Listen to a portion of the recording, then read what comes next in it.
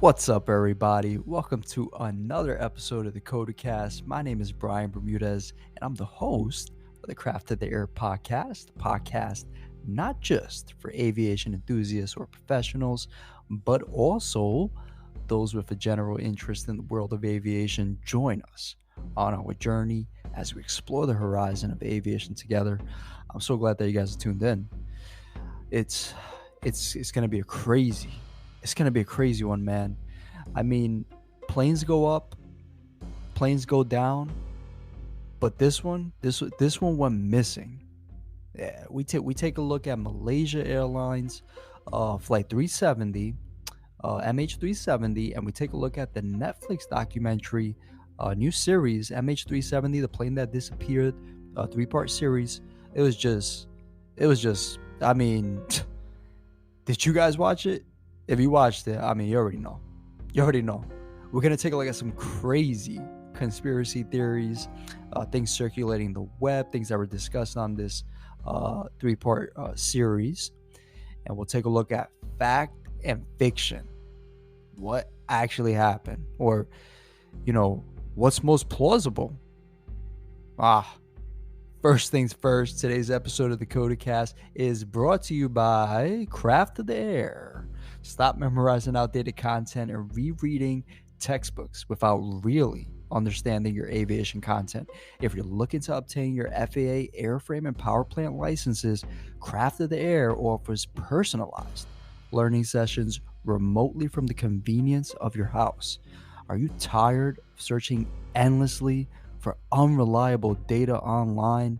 Are you in the field of aviation and need help accomplishing your next big project? Consulting by Craft of the Air is a second you when you need it. Anything aviation. Visit www.craftoftheair. Again, that's www.craftoftheair.com today and speak with a federally licensed professional.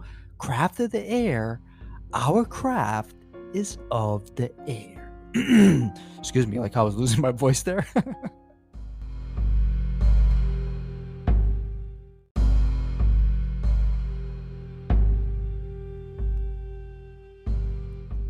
So we dive right into it. Now, did you guys watch that MH370 documentary on Netflix? If you haven't had the opportunity to watch it, it's streaming right now on Netflix. It's part of a 3-episode series that was actually released on the 9th anniversary of MH370's disappearance. MH370, the plane that disappeared, that's the title, details the search efforts that delves into different theories to attempt to explain how a Boeing 777-200 just vanishes. And so now let me paint the picture for you. On March 8th, 2014, Malaysian Airlines Flight 370, it took off from Kuala Lumpur International Airport, KUL, in Malaysia.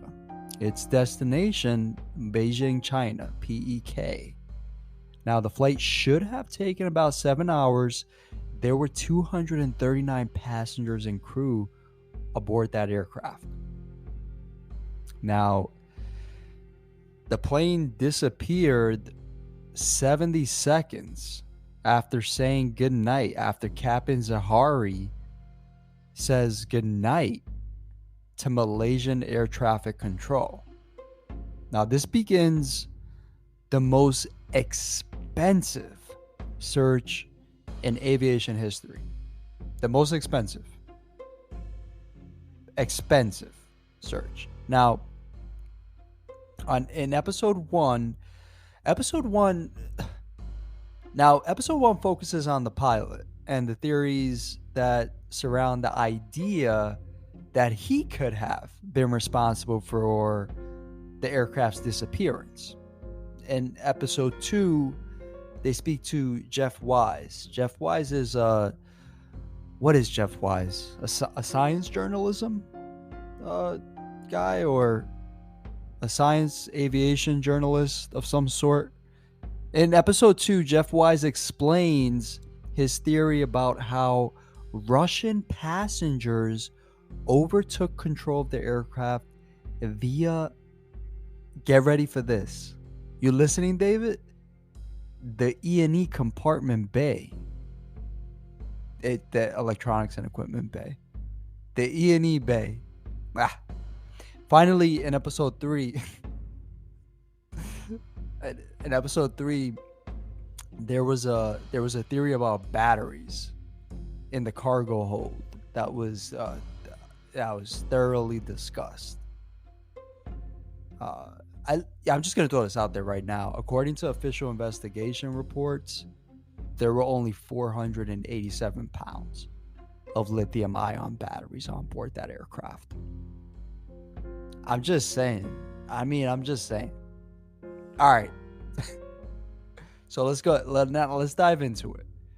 Now let's discuss some of the theories. Now a couple of theories that were on the Netflix documentary series, and we'll discuss the ones that are more commonly circulating the internet, and the ones that are being discussed on Reddit and forums, the ones that are gaining momentum. Now, one of the more common theories about the disappearance of MH370, this 777-200 that just disappears into the dark, man. That's crazy, man. If you think about that, okay, slow it down. One of the first theories is terrorism. Now, some people believe that the aircraft was hijacked, and it was hijacked and flown to Afghanistan. This is not possible. A flaperon was physically found on an island called Reunion Island, and it actually matched the serial numbers of MH370. So now there's another theory. So the other theory is North Korea. There's rumors on social media that suggests that the plane was hijacked and flown to North Korea. Now, China is one of North Korea's few allies, and it makes kidnapping of citizens highly unlikely. It makes no sense whatsoever. So, take what you want with that. There's also a theory. Now, hear this one. There's the Diego Garcia theory. And the Diego Garcia theory, now some say that the aircraft landed on a U.S. military base, on a U.S. military base island called Diego Garcia. Now, again, the debris washed up in 2015. It's just further proof that it didn't land anywhere. Now, there's a cell phone theory, and it's not necessarily a theory, but it's something. Now, this was in the documentary on Netflix about MH370, and it's now relatives. Now, hear this out. Relatives of the passengers who were on board MH370 said that their cell phones were ringing while they were in the press conference. Now, this was that was kind of weird, actually. I'll say that. That was kind of weird. Now this theory technically has already been debunked by wireless analyst Jeff Kagan. He explained that ringing can still be heard after a phone has been destroyed because the network continues to search for a connection. So that's kind of been debunked technically, but that was kind of bizarre to see the the relatives of the missing at a press conference, and to see cell phones ringing. That was somewhat odd. I have no explanation. Now, moving on, the list of just all of these theories, man. There's a Russian theory. Now, in the documentary, Jeff Wise explained how he thought a Russian passenger or passengers could have gained access to the electronics and equipment bay and disable the comm systems. Or what? Pilot that aircraft. I mean, this is just, and coming myself, being an aircraft maintenance engineer and a professor, and knowing these aircrafts and knowing the systems, it's a reach, man. It's a reach. To gain access into the E&E compartment, I mean, and then to find the system that you're trying to, sabotage? Deactivate? What is it? Why don't you just go pull the circuit breaker at that point? Or are they saying they don't have access to the flight deck? It just very seems like excessive for what the intended purpose was, supposedly, for that Russian theory. It just doesn't make any sense.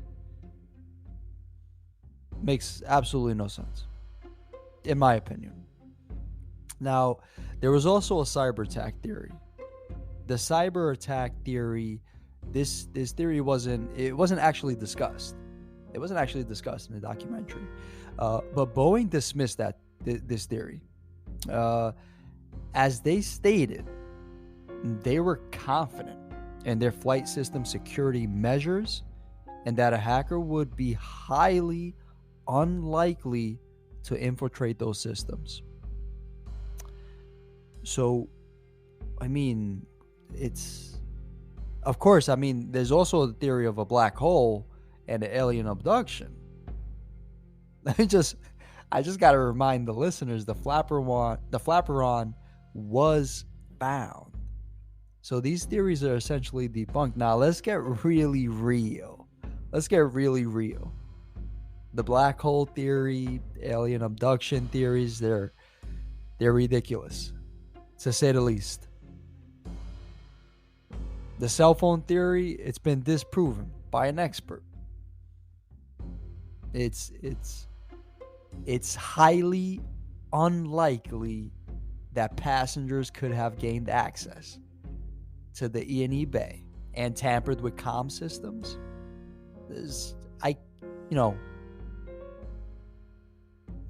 Now thinking about the slightly more plausible theories. The terrorism theory, North Korea theory, and the Diego Garcia theory. They're all disproven when the flaperon was found on Reunion Island. Had the plane landed, there would be no piece of the aircraft that would be floating around the ocean.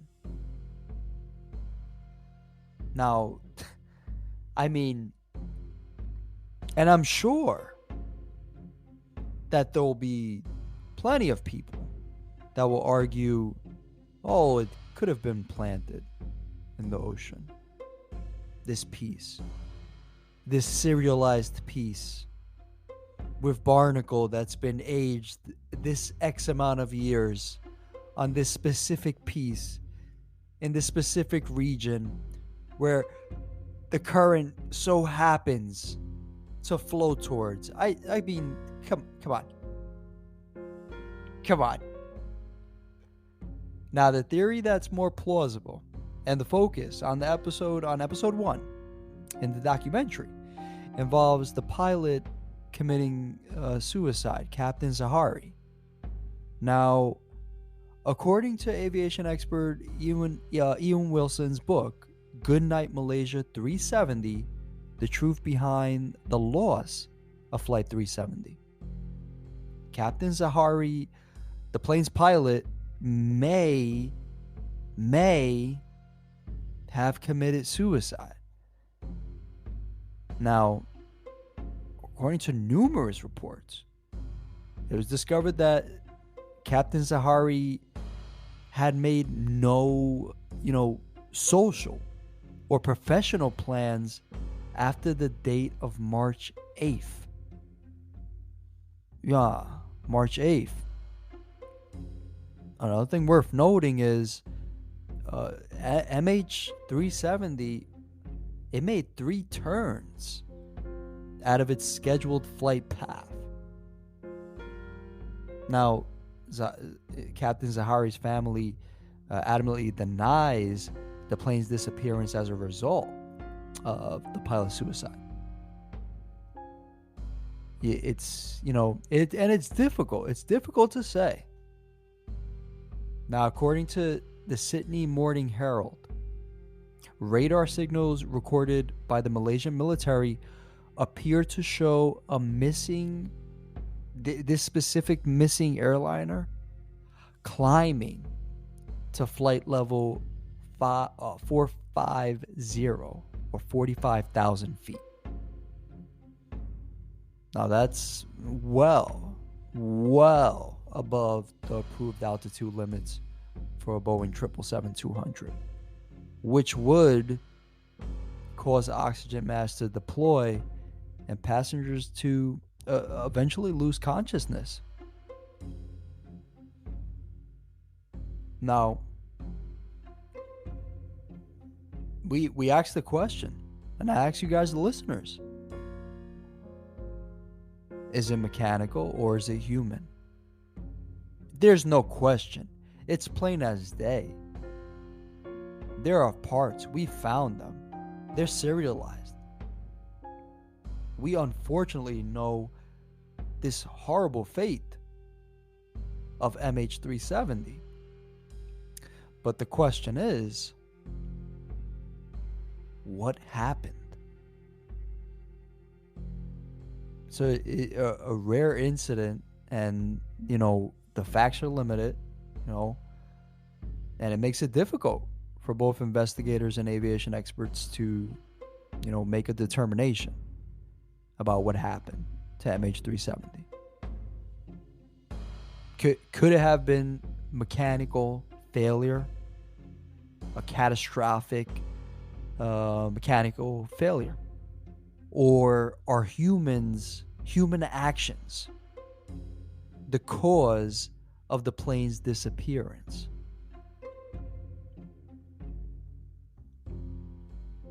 I ask this: why did the Netflix documentary not clearly say that the serial numbers found on the flaperon matched MH370? It just, this documentary was just a reach. It was egregious, to say the least. I'm trying to make light of it. It's worth seeing. It's what's the word to say? It's interesting, to say the least. Now, I gotta say this before wrapping it up. Thinking back, it took over 2 years to find the black box when an Air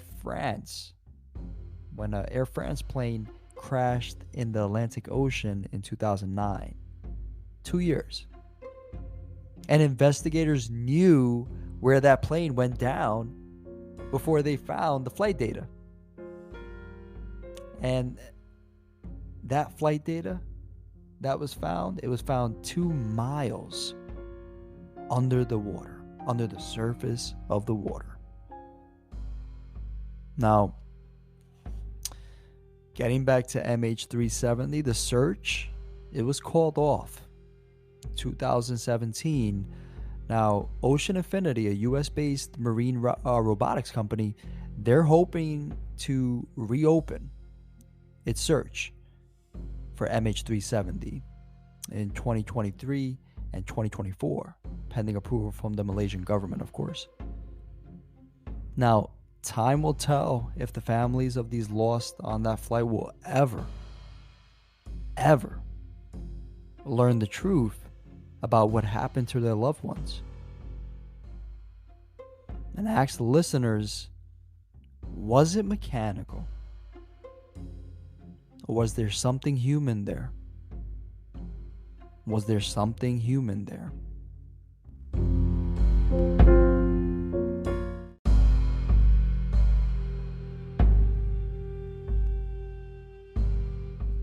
Well, that about wraps it up for this week's episode of the CotAcasT. If you have not done so already, please take this opportunity to check out the Craft of the Air website at www.craftofair.com.